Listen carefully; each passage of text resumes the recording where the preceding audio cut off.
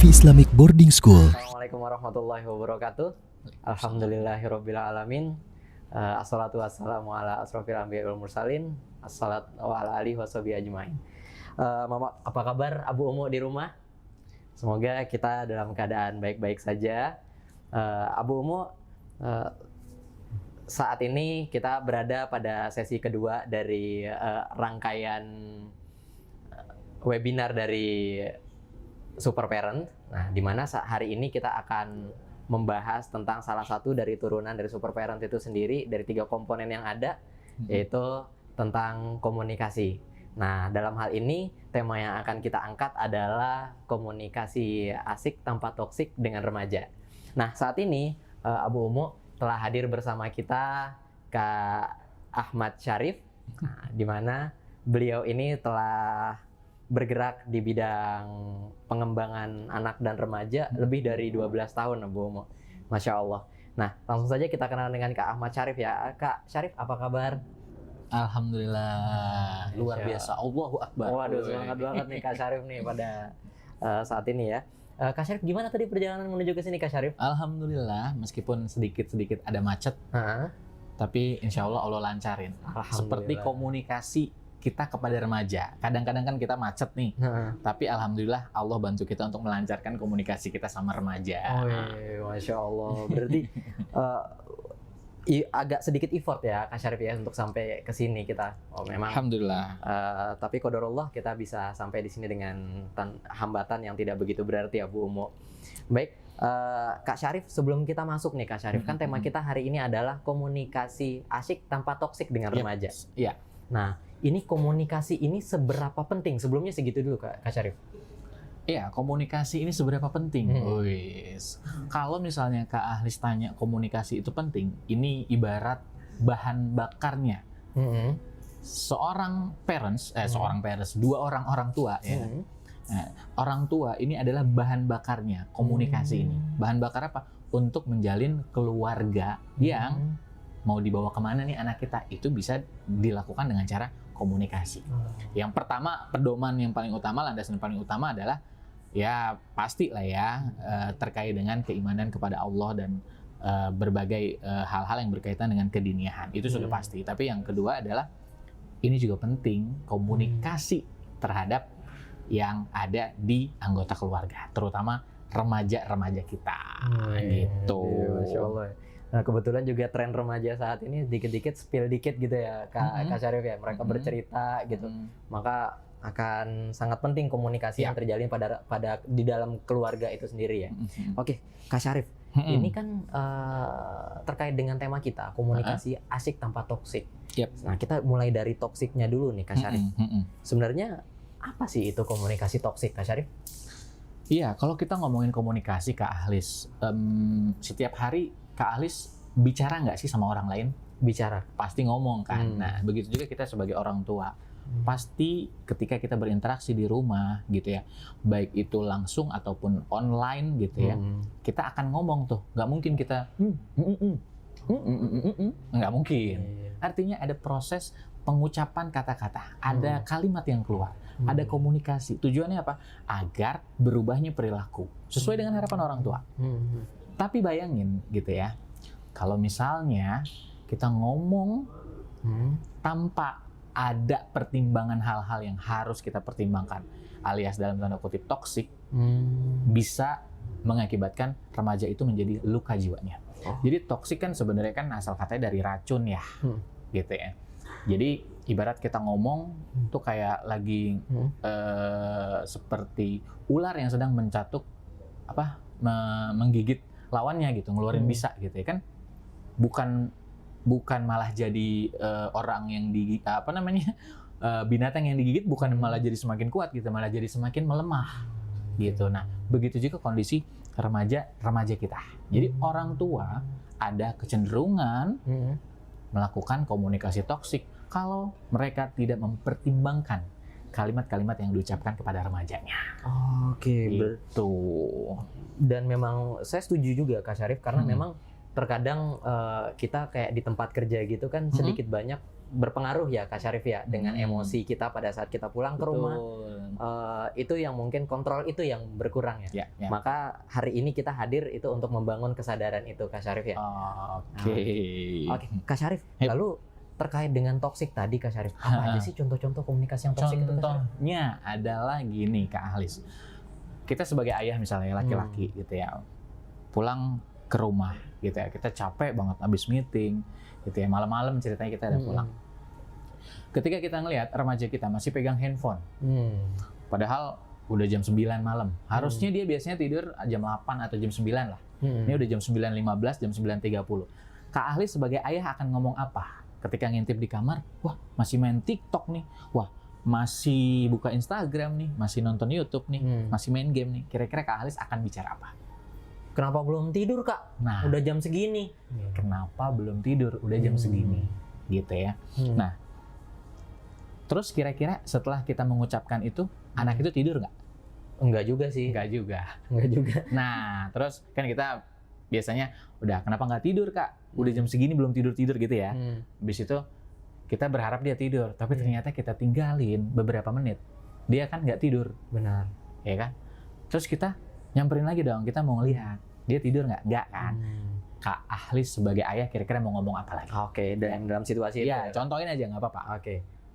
Aku nanti bakalan bilang gini sih Kak. Sampai berapa kali sih ayah harus ngomong? Woi deh, padahal baru berapa kali? Baru 2 kali, ini yang kedua. Ini yang kedua. Sampai berapa kali ayah harus ngomong? Nggak dengar tadi kamu, ayah ngomong apa? Yes, tambahin dikit ya bu. Benar. Gitu ya. Beda kalau ibu-ibu. Kalau ibu-ibu gimana kira-kira ya? Biasanya tambahannya agak sedikit panjang. Apa tuh? Sampai dibandingkan dengan anak tetangga. Wah gimana? Contohin nih. Contoh, Karena saya misalkan. bukan tipe ibu-ibu. Coba Kak Ahlis sih. Sama kan saya juga bukan ibu-ibu juga sih Kak. Gimana Kak? Nah, jadi biasanya mereka itu bakalan bilang gini sih Kak. Nah, gimana? Kamu kok belum tidur sih? Kan tadi mama nanya nyuruh kamu tidur sekalian. Gitu. Tapi kok masih sih? Dari kemarin loh mama udah ngasih tahu kamu. Panjang tuh ya. Panjang Satu banget. SKS. Panjang banget. Coba lihat anak tetangga. Itu sekali doang loh disuruh sama orang tuanya langsung nurut. Oke. Berarti itu versi ibu-ibu. Ibu-ibu. Ya. Tadi kalau versi ayah beda lagi ya. Beda. Gitu. Nah, artinya ketika kita berkomunikasi sama remaja dengan tujuan untuk apa sih tadi? Tujuannya apa sih sebenarnya? Pengen suruh dia tidur dong. Pengen suruh dia tidur. Gitu ya. Tapi kira-kira ucapan kalimat-kalimat tadi melukai hati dan jiwa anak kita nggak sebagai seorang remaja? Iya sih Kak. Iya. Sekedar nyuruh tidur loh. Itu baru nyuruh tidur. Gitu. Belum lagi berapa banyak kita minta tolong anak kita untuk melakukan hal-hal sesuatu yang lain.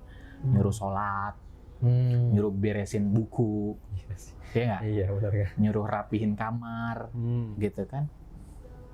Terus banyak persoalan-persoalan kita nggak hanya sekedar nyuruh dia tidur dan membuat mereka mandiri sampai dengan kelak usia dewasa kita meninggalkan menjadi seorang ayah, dia menjadi memimpin dirinya, gitu. Nah, inilah yang menjadi PR pada saat kita mau membuat anak itu tidur atau remaja itu tidur aja sudah melukai jiwa. Nah, oke, dia terluka lah. Oke, meskipun sebenarnya terluka, ya udah deh. Kemungkinannya dia tidur lah. Anggap aja dia udah tidur nih. Udah tidur. Nah, dia tidur tapi malam. Nah, pas bangun subuh nih. Langsung dong dia nyamperin ayahnya misalnya. Ya, mataku merah nih, merah banget nih ya. Biru-biru gitu, terus aku kedip-kedip gini sakit ya. Kira-kira ngomong apa sebagai ayah? HP terus. HP terus. Ini nih gara-garanya nih. Gitu kan berarti ya? Oke. Kalau emaknya gimana kalau emaknya? Gua udah bilangin loh ya. Jangan gua dong.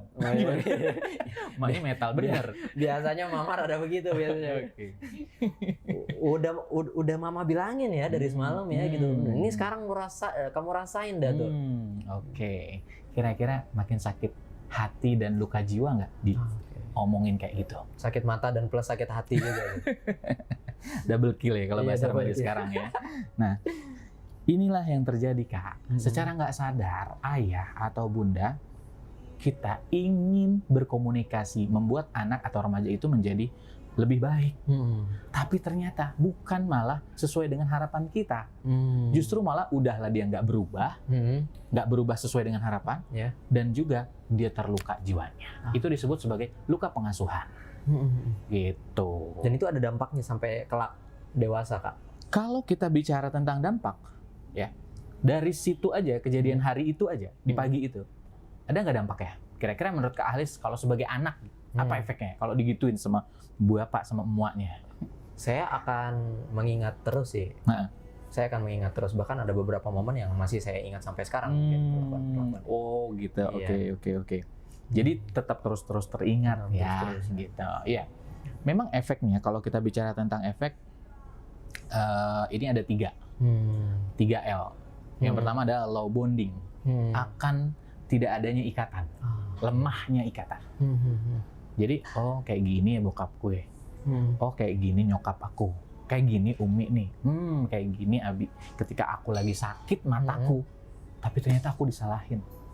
Kak Ahlis berdarah-darah nih. Aduh ya Allah, aku berdarah nih. Malah disalahin. Makin terluka kan? Iya sih. Harusnya orang sakit harusnya diapain sih? Diobatin dulu. Iya betul pasti. Tapi inginnya diucapkan kalimat apa ya? Ingin dipedulikan. Betul sekali. Jadi kalau ya lihat deh mataku merah banget nih, biru apa gimana sih, aku susah kedip nih. Kira-kira enaknya, asiknya remaja itu diharapkan apa sih? Coba bayangin kalau misalnya, ya Allah nak, ya Allah ayah sedih banget. Ini kayaknya nih, ini sakit mata kamu nak. Ya Allah anak ayah, remaja ayah ya Allah. Nanti kamu gimana baca Qur'annya gitu. Kalau kayak gitu kan dia merasa, berarti ayahku merindukan aku baca Qur'an ya. Nah gitu. Jadi artinya kita secara nggak sadar mengucapkan kalimat-kalimat itu yang justru melemahkan ikatan. Apalagi kalau misalnya berhari-hari, bertahun-tahun itu terjadi. Ini akan semakin tidak ada ikatan. Gitu. Akhirnya di rumah dia satu rumah, tapi ya udah nggak ada kelekatan, nggak ada ikatan hati, sehingga ya orang tua, anak remaja gitu ya, ya udah gitu. Itu yang pertama, low bonding. Yang kedua adalah low empati. Bapak aku aja nggak empati ketika aku lagi sakit. Awas ya ketika nanti ayah sakit. Tiba-tiba ayahnya jatuh dari kamar mandi. Aduh, ya Allah, ayah kenapa nih kakinya? Kenapa sih ya? Lebay banget. Tuh. Jatuh doang dari kamar mandi, bisa bangun lagi. Tuh, gimana kalau remajanya bisa ngomong kayak gitu? Kenapa kayak gitu? Karena belajar dari pola komunikasi yang ditularkan oleh ayah atau ibunya. Jadi low empati ini adalah masalah yang sangat serius. Ketika remaja itu akhirnya memiliki sikap empati yang sangat-sangat kurang sekali atau rendah. Itu yang kedua, Kak. Yang ketiga adalah low self-esteem. Low self-esteem? Iya dong. Kalau misalnya kakak disalahin, dituduh-tuduh, gitu, ini gara-gara game nih. Kamu sih udah dibilangin ayah, gitu kan. Kira-kira, ya, ini yang tadinya kita juara nih, kita hebat, kita pinter, kita hafal Quran. Merasa berharga nggak ketika udah digituin? Merasanya apa sih? Pasti kurang nyaman sih, Kak. Merasa kurang terus kan? Merasa kurang terus. Gue harus jadi anak kayak gimana sih? Begini salah. Jadi banyak banget disalahin. Padahal sebenarnya ada di satu sisi banyak kelebihan yang terdapat pada anak atau remaja tersebut. Nah, 3 low self esteem, cut. 3 efek. Ya, 3 efek ini, low bonding, kemudian low empati, kemudian low self esteem, akan membuat anak menjadi rapuh akhirnya. Sehingga udah kamu ikut aja perilaku menyimpang. Nah, baik itu perilaku yang buruk, dosa besar, perilaku negatif, diajaklah dia. Kenapa? Karena dia nggak merasa dirinya berharga. Dari siapa? Dari orang tuanya yang ngebentuk. Gitu. Bahkan ada satu kasus, ya, ada remaja yang sudah besar, sudah punya kekuasaan. Akhirnya apa? Karena dia nggak punya empati, dia balas tuh komunikasi saking keselnya sama ayah dan remajanya pada saat dia mengasuh pada saat dulu di SD atau SMP, pada saat dia remaja. Dia ngelawan. Banyak kok yang konsultasi gitu ya. Anaknya udah kuliah, ayah sama ibunya keluar rumah gitu ya, pergi sebentar, tiba-tiba pas pulang lagi ke rumah gitu ya, rumahnya itu udah acak-acakan semua barang-barangnya Kak. Ternyata dia melakukan yang namanya komunikasi dengan kekerasan. Dia ngomong-ngomong, pokoknya dia saking kesel sama emak bapaknya waktu dulu, semua dirusak-rusakin sama dia, gelas pecah, piring beterbangan gitu ya. Nah inilah, bahkan ada loh sampai kasus remaja yang sangat-sangat menyedihkan sekali gitu ya, komplain sama bapak ibunya gitu. Karena apa? Karena dia merasa, aku mendingan nggak punya bapak kayak abi aku deh, aku mendingan nggak punya umi kayak umi aku deh gitu. Ini sangat-sangat miris gitu. Ini kan kenapa terjadi kayak gini, karena adanya low bonding gitu.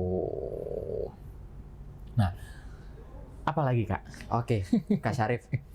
Ini kan tadi beberapa contoh yang Kak Syarif berikan, itu kan komunikasi melalui verbal ya Kak Syarif ya.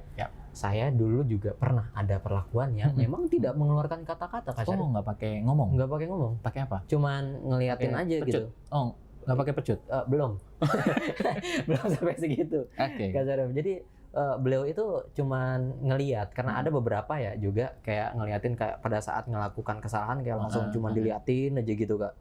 Jadi seolah-olah ada kata yang tersampaikan gitu, misalkan ngapain sih nih ngelakuin beginian gitu. Kadang-kadang gitu. Apakah itu juga bisa melakukan bisa melukai hati si anak juga sama seperti komunikasi yang verbal tadi Kak? Iya, artinya ada komunikasi verbal dan komunikasi nonverbal. Jadi kalau memang membuat anak itu menjadi terluka jiwanya, berarti itu bagian dari komunikasi yang toksik, bukan asik. Gitu. Iya. Oke Kak.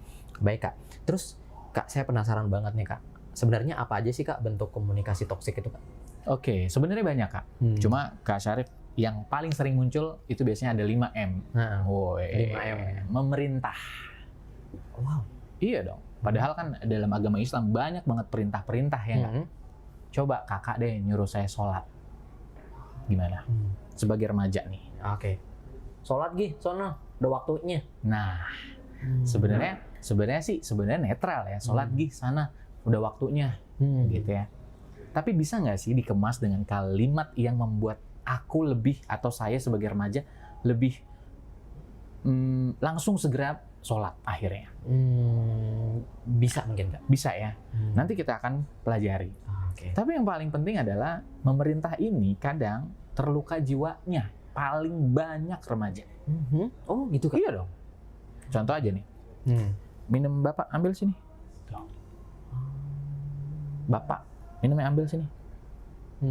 Laptop Bapak bukain dong. Kadang nggak pakai ngomong Kak. Gitu. Emak-emak biasanya kadang-kadang suka gitu. Gitu ya. Bapak-bapak juga kadang-kadang sih gitu ya. Nah, ini memerintah Kak. Memerintah itu ternyata ada kalanya juga kita kalau nggak mempertimbangkan pilihan kata, intonasi, dan beberapa hal terkait dengan komunikasi yang asik, maka itu bisa menjadi toksik. Gitu. Padahal nyuruhnya baik kan, perintahnya baik, nyuruh sholat. Mau sholat apa bapak sabet pakai selang? Nah, tuh. Coba nyuruh sholat, tapi bapak mau sabet. Nanti kalau bapaknya nggak ada gitu, nggak ada bapak nih, nggak ada yang nyabet pakai selang, sholat nggak? Enggak. Jadi bukan karena kesadaran fitrahnya tidak terasah, gitu. Jadi sayang sebenarnya kalau remaja nggak punya yang namanya kesadaran dalam melakukan sesuatu.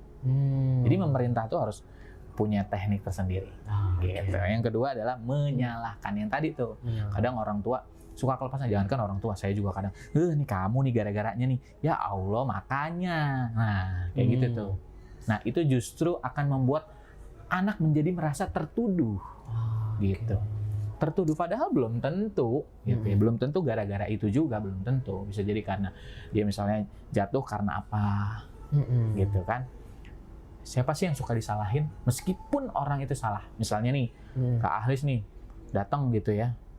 Misalnya, harusnya bawa handphone, ternyata bawanya kertas. Ya kan?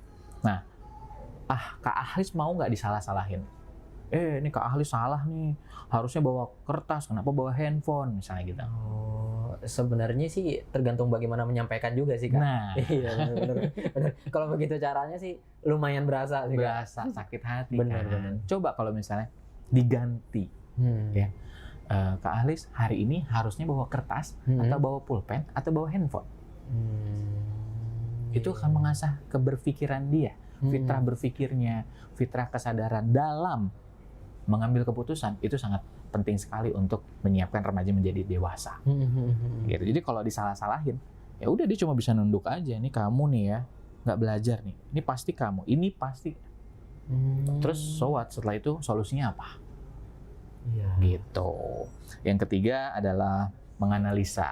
Bapak pikir-pikir kamu kebanyakan main game ini. Sering guys. Ya. Sering. Kayak nilai turun, ya kamu kebanyakan main HP nih Bapak pikir. Bahkan padahal belum tentu kan. Ada banyak faktor. Benar. Coba kalau kita tanya dengan, nah ini nilai kamu turun semester 1, semester 2, bedanya 3 poin. Apa penyebabnya menurut kamu? Nah? Biarkan mereka berpikir. Biarkan mereka menggugah fitrah pikirannya. Kayaknya nih Bi, itu salah guru aku Bi, dia nggak pernah masuk. Oke. Pertama-tama memang dia akan nyalahin orang. Nggak apa-apa. Tapi kita sebagai orang tua harus menjembatani itu.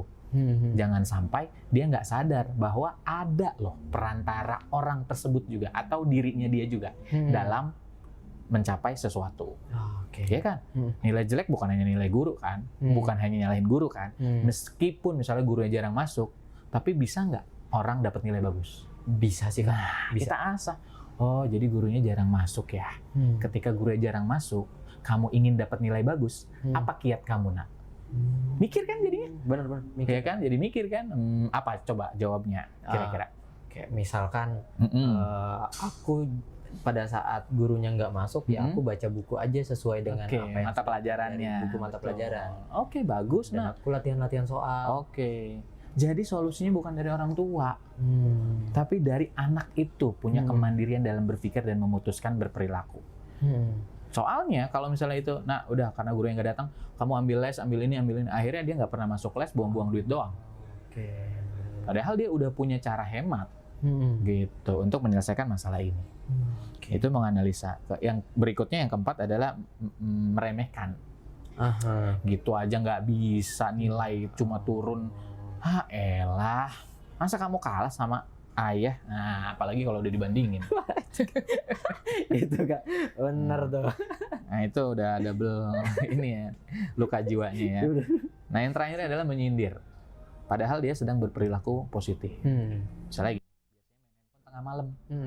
Jam 9 masih megang handphone. Tapi ternyata dia jam 8 udah tidur. Ya Allah, anakku tidur. Nah, janganlah kita menyindir perilaku positif anak-anak kita.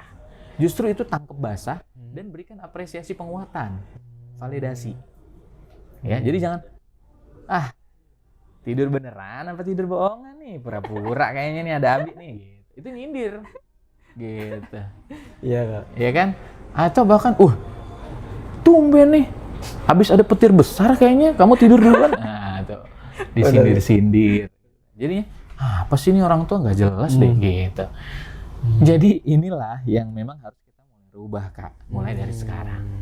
Nggak bisa lagi remaja itu diperlakukan komunikasi yang justru membuat mereka bukan menjadi lebih baik, tapi malah mendapatkan toksik dan luka jiwanya. Gitu. Oke Kak Syarif.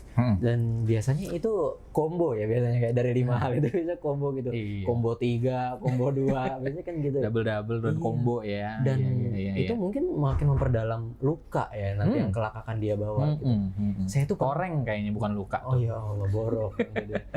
Sebenarnya saya ada juga Apa tuh? Syarif, ternyata memang benar ya Kak Syarif apa yang Kak Syarif katakan tadi, bahwa apa yang kita katakan kepada anak, kelak anak akan mengatakan kepada kita. Oke. Nah jadi Apa tuh? kadang aneh pernah suatu hari mencari sesuatu gitu, terus minta tolong ke anak.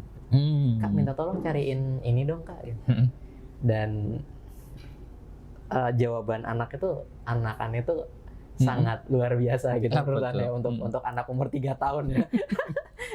Jawabannya adalah ya nyari itu pakai mata ya, bukan pakai mulut. Ya Allah, langsung dari situ saya langsung belajar. Oke. Dari situ saya langsung belajar bahwa oh ternyata apa yang anak dengar dari kita itu suatu hari anak akan ngeluarin juga ke kita gitu kan. Kalimatnya ya. Oke. Jadi benar relate banget dengan apa yang Kak Syarif sampaikan ke kita ya Abu Umo ya. Nanti minta tolong tulisin di komen kalau bisa Abu Umo apa yang Abu Umo. Benar-benar apa yang Abu Umo pernah ucapkan dan itu nggak terasa ternyata oh iya ternyata saya toksik ya gitu. Boleh kali ya contohnya. Semoga dengan menuliskan itu Allah mengampuni kekeliruan kita. Gitu. Dari Kak Syarif. Oke, Kak Syarif. Nih, terus tadi kan dari tadi kita membahas toksik terus nih. Kak Syarif. Terus lalu gimana cara asyiknya? Tentu tanpa toksik ya, berkomunikasi dengan remaja ini, Kak Syarif. Sebenarnya kalau Kak Alis buka di Al-Quran ternyata saya pun akhirnya baru tahu gitu. Ternyata ada. Gitu. Jadi kalau dalam sejarahnya gitu ya, pada saat kita ingin berkomunikasi dengan orang, siapapun itu, gimana pun kelakuannya, yang menjadi panduan dan pedoman dasar dalam komunikasi ya secara Islam adalah yang paling penting kepada remaja kita adalah dengan berperilaku lemah lembut. Gitu. Itu ada dalam surat Al-Imran ayat 159. Nah, mungkin bisa nanti ditampilin di layar nih. Boleh. Nah, ditampilin di sini nih. Iya. Oke, maka disebabkan rahmat dari Allah lah kamu berlaku lemah lembut terhadap mereka. Sekiranya kamu bersikap keras lagi berhati kasar, tentu mereka menjauh dari sekelilingmu. Jadi disinilah yang menjadi panduan, ya. Kalau kita kasar, dia menjauh. Itu kan tadi penelitian psikologi. Kalau kita nggak sesuai, nggak asik, toksik, gitu ya, maka dia akan menjauh, nggak ada bonding. Berapa banyak Kak Alis dengar remaja-remaja yang mau kabur dari rumah? Sering kan? Kenapa? Karena nggak nyaman di rumah. Yes. Kenapa kira-kira nggak nyaman? Apa karena nggak ada AC? Bukan juga. Nggak ada mobil? Bukan juga. Apa tuh? Terkadang dari sindiran yang kayak tadi Kak, omongan yang dikeluarkan oleh orang tua di rumah. Artinya dengan komunikasi yang toksik lah anak itu menjadi keluar dari rumah, nongkrong di kafe, ya kabur tadi, nongkrong di kafe, nongkrong di tongkrongan, pergi jauh ke perilaku-perilaku yang Allahu a'lam. Karena mereka merasa asik nih teman saya nih, enjoy nih teman saya nih, saya ngomong ngalir ya. Saya sedih kadang ada remaja yang cerita gini, aku tuh beda banget ya ngomong sama temanku sama ayah tuh nggak bisa nimpalin. Tapi kalau sama temen tuh, wah aku lancar banget Kak komunikasinya. Bahkan ada ya Allah sedih banget ya, bapaknya dibilang batu, ibunya dibilang batu, padahal jelas-jelas manusia kan ya, bukan batu gitu. Nah, jadi inilah yang membuat kita miris sehingga kenapa akhirnya ada judul ini. Dan ini Kak, ini tidak bisa hanya 1 jam aja kita belajar. Kak Syarif belajarnya 4 hari. Itu belajar ngomong doang, gitu. Belajar bagaimana mengutarakan itu. Iya, kan kita harus latihan. Pertama-tama keluh gitu. Belum lagi kalau anak, Abi, aku kenapa nih? Sambet apa nih tuh berubah begini nih? Gitu. Benar kan? Umi kenapa? Lagi puasa apa gimana gitu? Jadi ada perubahan yang signifikan tuh anak akan merasa aneh. Nah, disitulah kita akhirnya harus latihan dan belajar, gitu. Nah, itu adalah panduan yang sangat penting. Belum lagi panduan-panduan lain yang ada di dalam Al-Quran. Itu ada 6. Tapi Kak Syarif nggak mau jelasin saat ini karena nanti bisa 4 hari nih. Iya, benar juga. Seminar online ini gitu kan. Ya, kaulan kariman, kaulan layinan, kaulan maisuron, kaulan balighon gitu ya. Kaulan ma'rufan, kaulan sadidan. Nah, ini menjadi koridor penting dalam berkomunikasi yang asik. Kalau kita mau nyuruh anak kita sholat kan bisa challenge. Nah, main dapat pahala-pahala banyak kan yuk. Ayah mau jalan sekarang subuh. Gitu. Yuk, siap ya.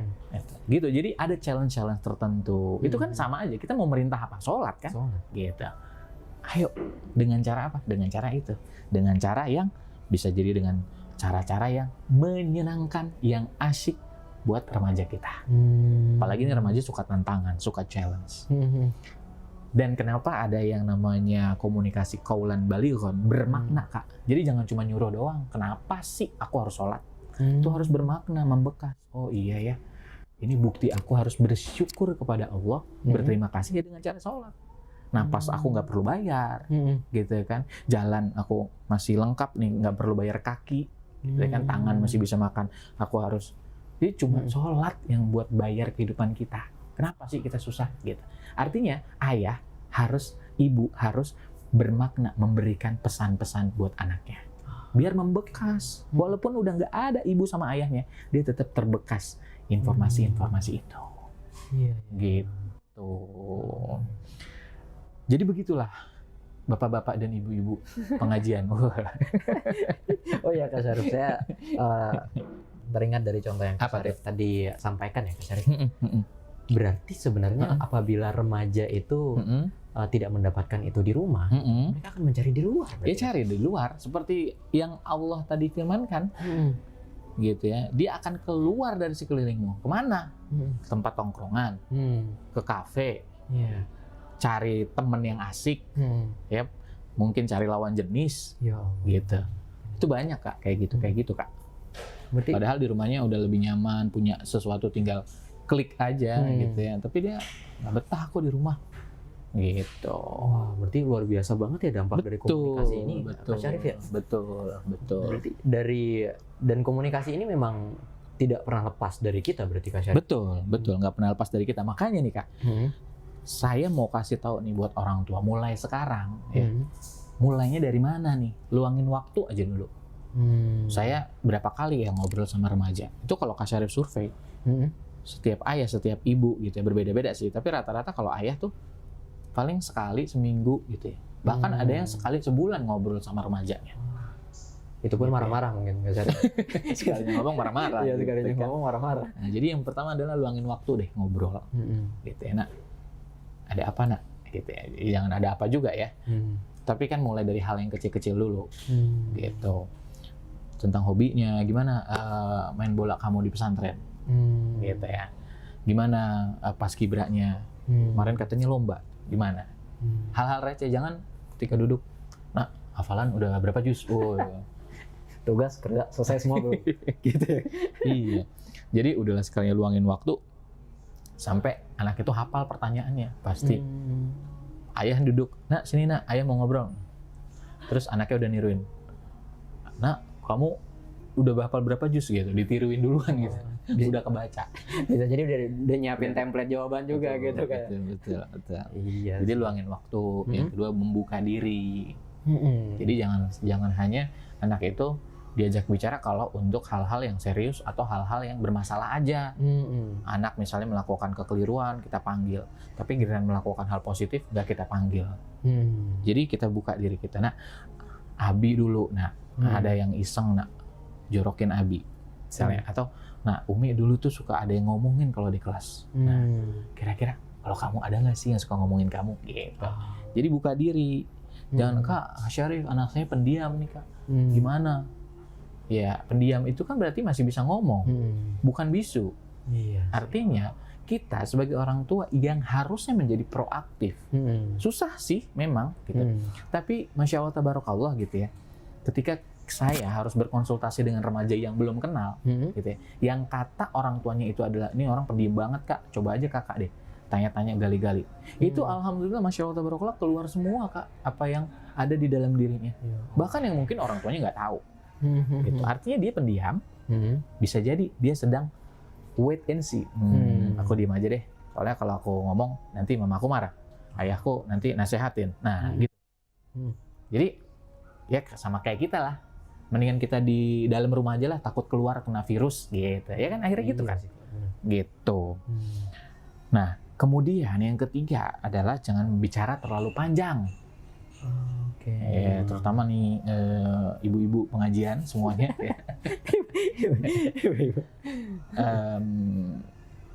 Banyak klien-klien, utamanya yang laki-laki ya, remaja, bilang kalau ibu nasehatin aku tuh bisa-bisa 2 jam Kak.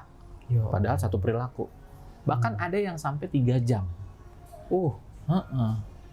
Jadi yang didengerin satu kalimat, tapi yang nggak didengerin banyak kalimatnya. Itu kan mubazir jadinya, mubazir komunikasi saya. Gitu. Nah, yang berikutnya adalah utamakan dialog, ngobrol. Ya, kalau kita buka juga sejarahnya bagaimana Nabi Ibrahim dan Nabi Ismail alaihi salam itu berdialog terlebih dahulu, ya.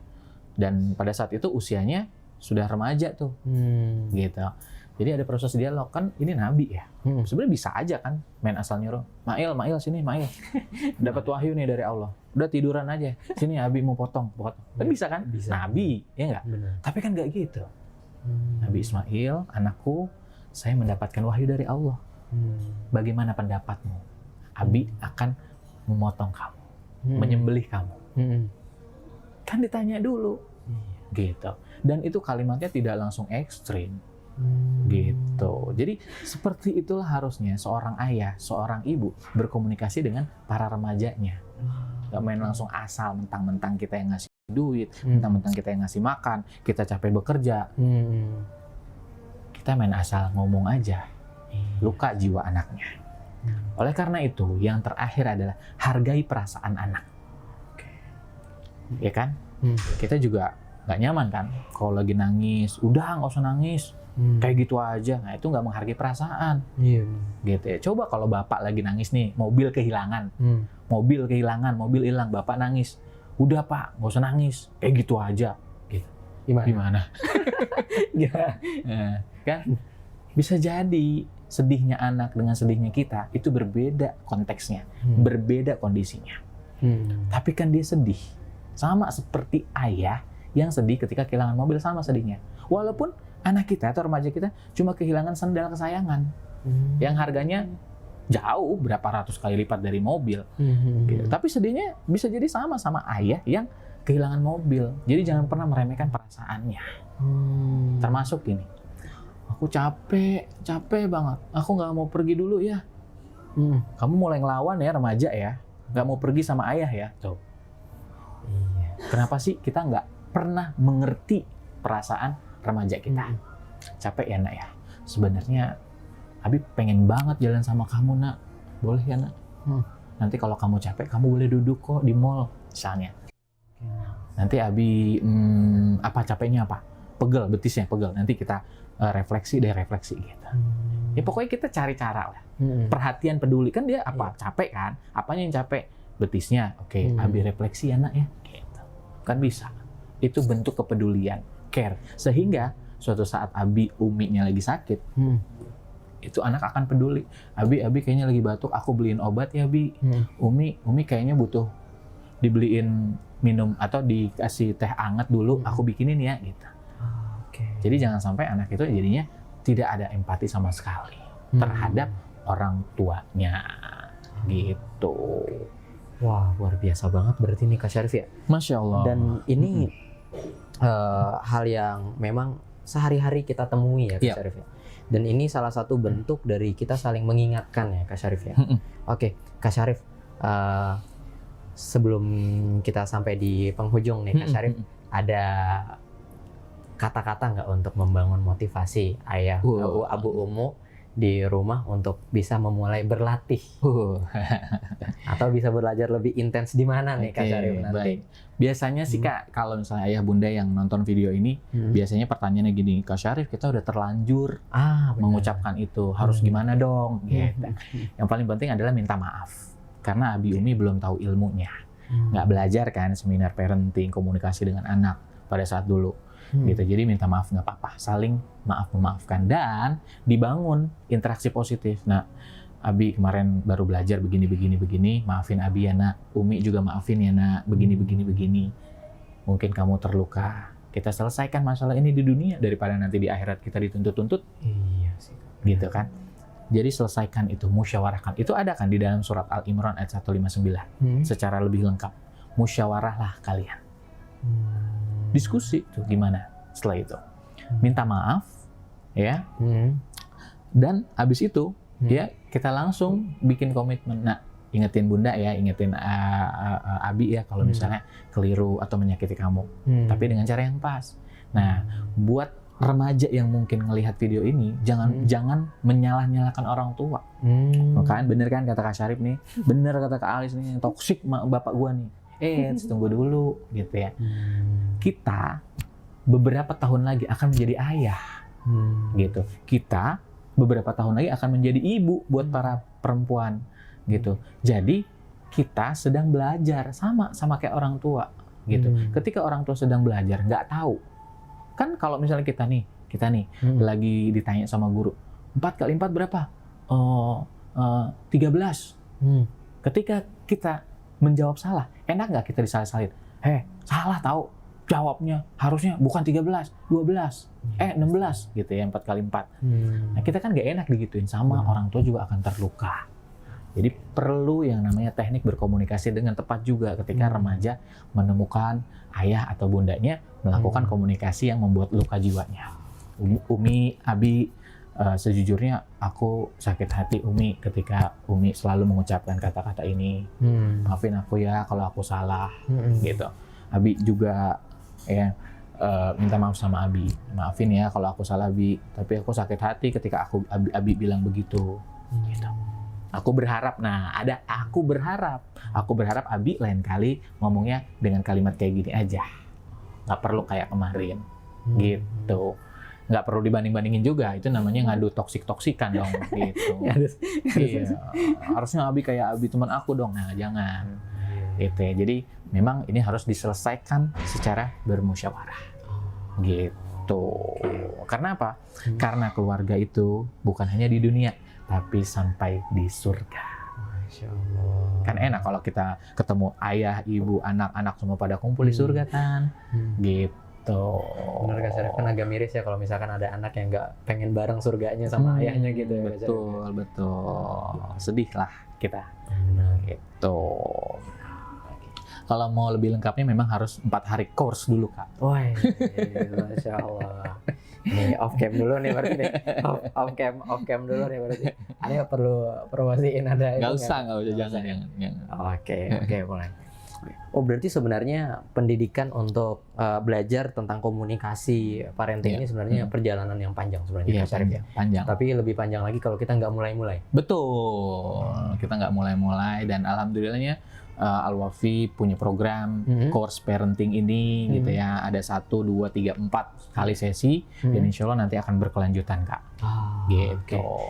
Oke, Kak Syarif. Jadi ini adalah sarana buat para ayah bunda yang mungkin nggak punya waktu untuk hadir berinteraksi dengan remajanya. Nah sekalinya berinteraksi harusnya juga dengan hal-hal yang tepat dan menyenangkan buat remajanya gitu. Berkualitas lah gitu. Betul. Nanti bersama dalam kualitas. Betul. Oke. Baik Kak Syarif, ini ada lagi yang Kak Syarif yang sudah. Nanti panjang 2 hari.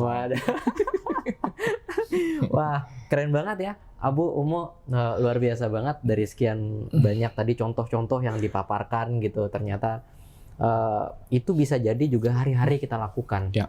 Nah, maka melalui webinar ini kita, ayo Abu, Umu, kita memulai untuk bisa melakukan komunikasi asik tanpa toksik dengan remaja-remaja yang ada di rumah kita. Bahkan mungkin kalau misalkan kita perluas sedikit saja dengan suami atau istri kita. Yeah. Nah, karena ini akan bisa berdampak yang luar biasa sekali ya. Ada 3 dampak yang merugikan sekali tadi kalau saya lihat Kak Syarif. Nah, tentu kita tidak menginginkan ini terjadi pada anak kita ataupun pada diri kita, bisa jadi sebagai istri atau sebagai suami. Nah, maka Abu Umu, semoga dengan apa yang kita bahas di hari ini itu menjadikan sebagai sarana hidayah bagi kita dalam menjalankan bahtera yang namanya parenting ini. Yeah. Untuk menuju ke surganya Allah bersama-sama. Oke, Kak Syarif, saya ucapkan terima kasih banyak Kak Syarif atas sharingnya, luar biasa banget. Jazakumullah khair Kak Syarif, makasih. Ya, sama-sama. Oke, baik Abu Umu, tadi kita sudah menyaksikan talk show kita dengan Kak Syarif. Sudah beberapa waktu kita sudah jalani ya Kak Syarif ya.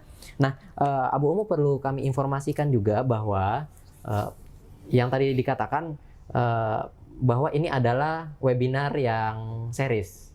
Nah, ini dari Super Parent yang kemarin yang sesi 1, ya ini lanjutannya dari sesi yang kedua, yaitu attachment. Nah, jadi yang sekarang adalah sesi yang ketiga, Abu Umu. Nah, tentu ada masih satu sesi lagi nanti yang akan membahas tentang rules. Nah, Abu Umu tetap stay bersama kami bersama Biro Psikologi dan Konseling Al-Wafi. Sampai ketemu lagi di sesi selanjutnya. Saya Akhris Istiqlal mohon undur diri dan bersama saya Kak Syarif Ahmad. Assalamualaikum warahmatullahi wabarakatuh. Subhanakallahumma wa bihamdika asyhadu an la ilaha illa anta astaghfiruka wa atubu ilaik.